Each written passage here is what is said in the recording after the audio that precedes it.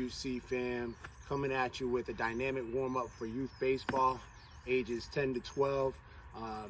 Biggest thing coming in is trying to get some tissue temperature elevated so we're a little more prepped and ready for some of our stretches and some of our movements that we're going to go through, and also to have fun. So instead of having them come and just jog laps, I like to have them play different games. So some gamification of the warm-up. Some thoughts and ideas are: take 5 of your players, give them pool noodles, send them to different cones, kind of scattered throughout the field. Obviously, they'd probably be a little more spaced than that, but we'll put them there, and then we'll have the rest of the team just kind of spread out over the Little League field. And then when I say go, they're just playing a game of tag, right? So guys with the noodles are going to run after the guys who don't have noodles and try to tag them. So you could do all sorts of different things. You could play tag. You could, sometimes we'll get the pool noodles out and we will pretend to fence and go back and forth.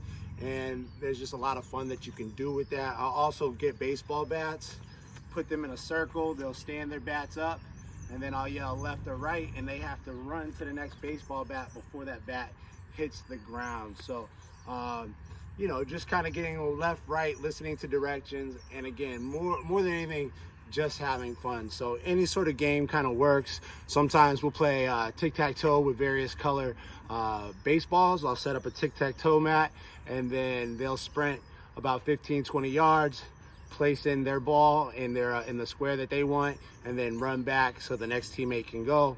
And then they're just going against the other team, trying to get 3 across.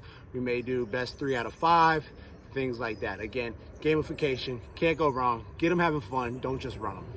Now that we've got the gamification warm-up kind of going, tissue temperature is elevated, kids are having fun and listening.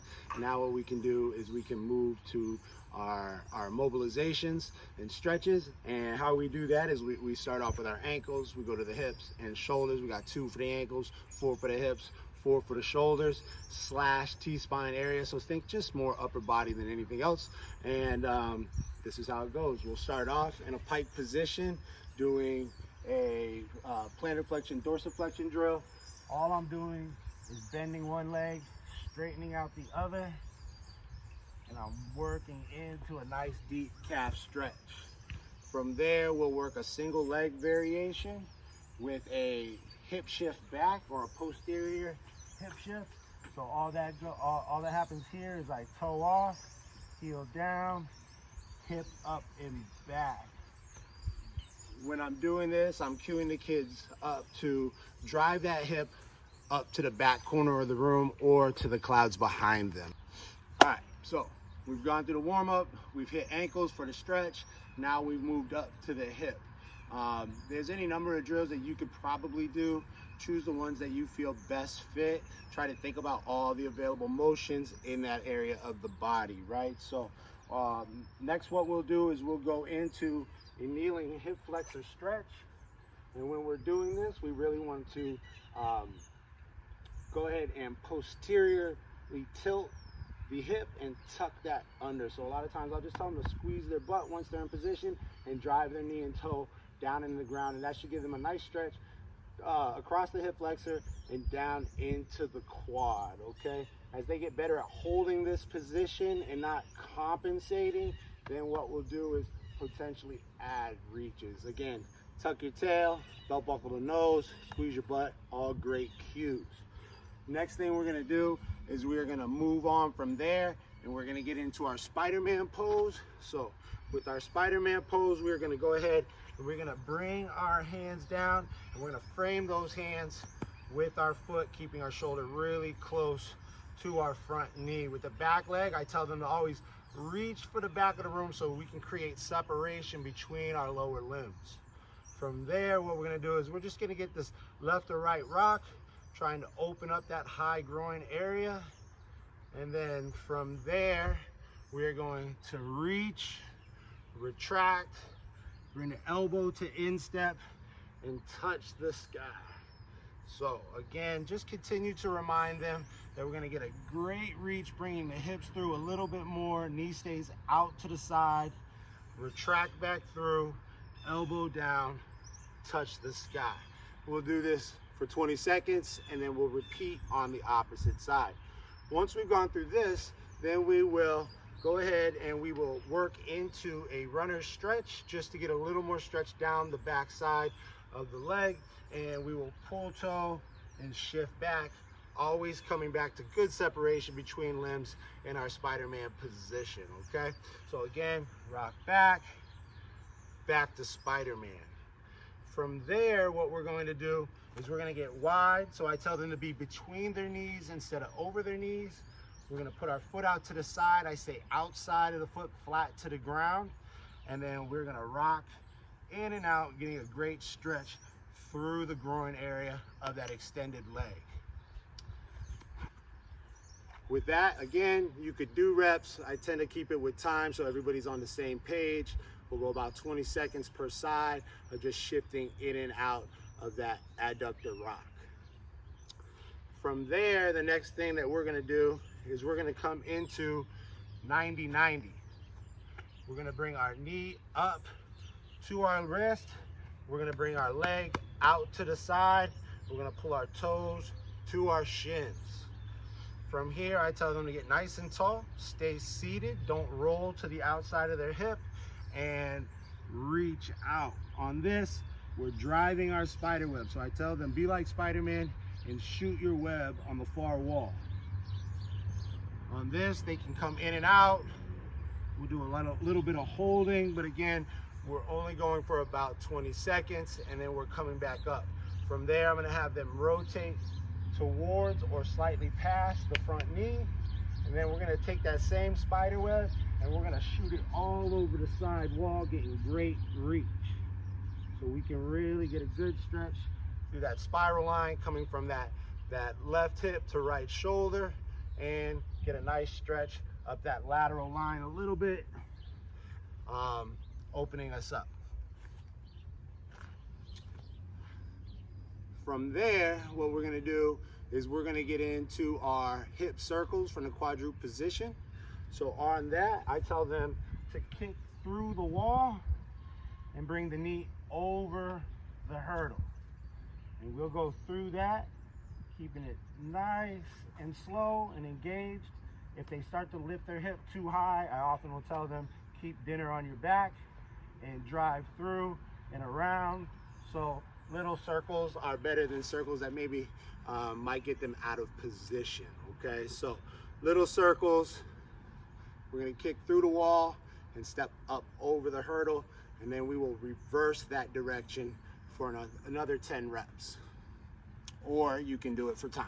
So now that we've gone through our ankle mobility and our hip mobility exercises, we're gonna move up to the T-spine and shoulders. So when we get into this aspect of the workout, first thing we're gonna do is we're just gonna get into cat-cow. So on cat-cow, what I'm telling kids is to get on all fours, okay?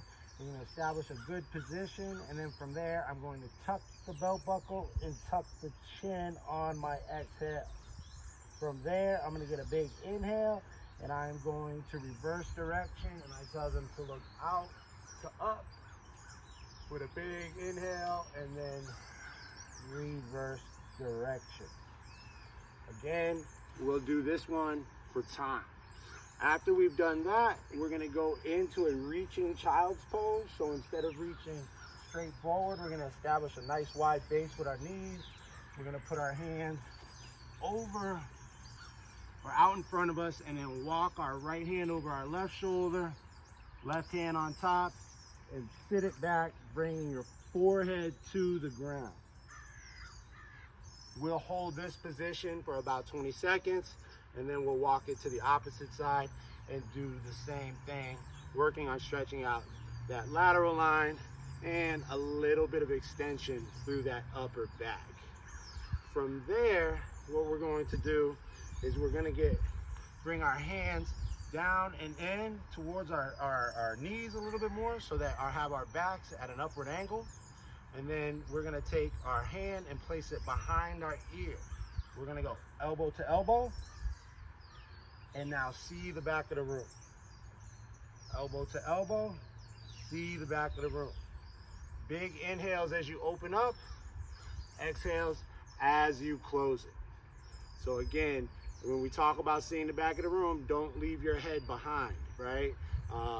We want to make sure that they are bringing their eyes with the elbow and seeing where they're pointing to, trying to open up a little bit of range of motion over their reps. And again, done for 20 seconds, doing both sides. All right, now that we've gotten through a little bit of moving and stuff, we're gonna get into some deeper variations. Initially, when I start these off, I do these as split squats, and then I move them on to walking lunges. So really all I'm trying to do is once they're on that baseline, we're gonna go ahead, we're gonna split it out, we're gonna get tall. I say book on head, sit back, shoulders over hips, and then we're just gonna work on driving down, going knee to grass, and back up. We're gonna keep that controlled, and then they're going to knock that out for 10 repetitions, and then switch to the other side. Following that, we're gonna get into an alternating lateral lunge. On the alternating lateral lunge, I'm going to split out, and I'm gonna have them work on hanging their arms and reaching their hips back. Again, when they're doing this, I tell them if there's a chair behind your hip, I want them to slide it back while keeping that opposite arm locked. We're gonna hang the weight, and then we're gonna frame the Y. Okay, from here, we'll come back to the top, and we will do the same thing to the opposite side. Push the chair back and frame the Y. On that, we're gonna go 10 times per side. Now that we've got through some basic patterns, done a lot of our stretching and slower work, now we really wanna get faster.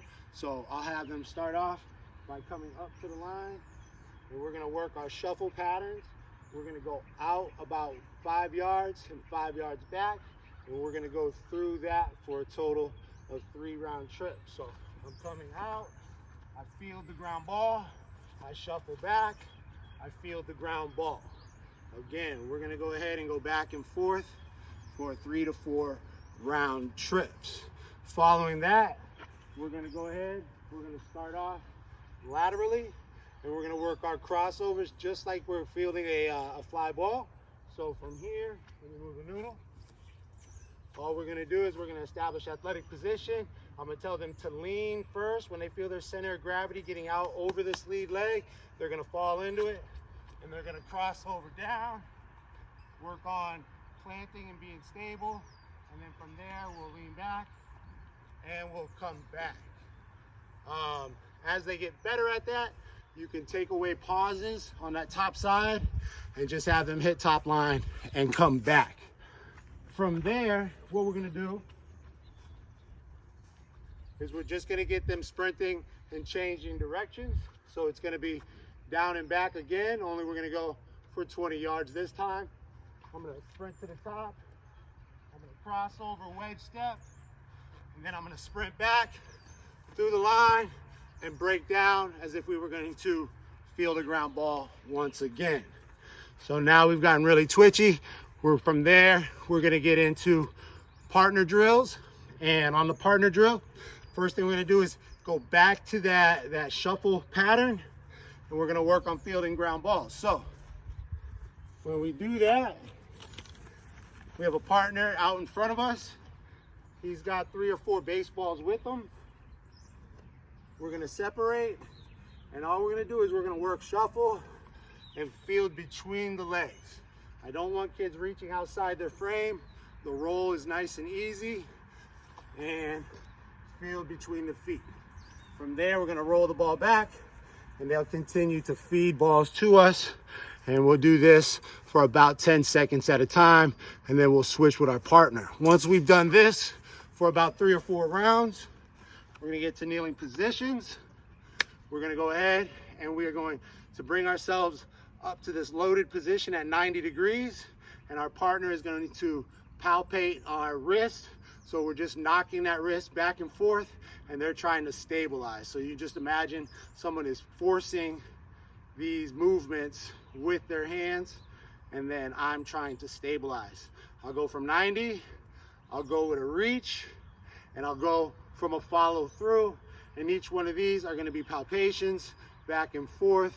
And again, you could do this for time, so anywhere from 5 to 10 seconds, or you could say 10 touches, whatever it might be, switch positions. After that, we get into our last drill where we get kneeling. I'm across from somebody else who's also got a baseball. We're probably separated by 5 to 10 yards, and all we're doing is we're working good, nice throws where we're engaged through our core, driving through and following through every single time. None of these are hard throws. They're all well controlled, and we're just working that. And then from there, they're gonna get up and they're gonna get into the practice with their coach. That is a dynamic warm-up for youth baseball, 10 to 12 years of age.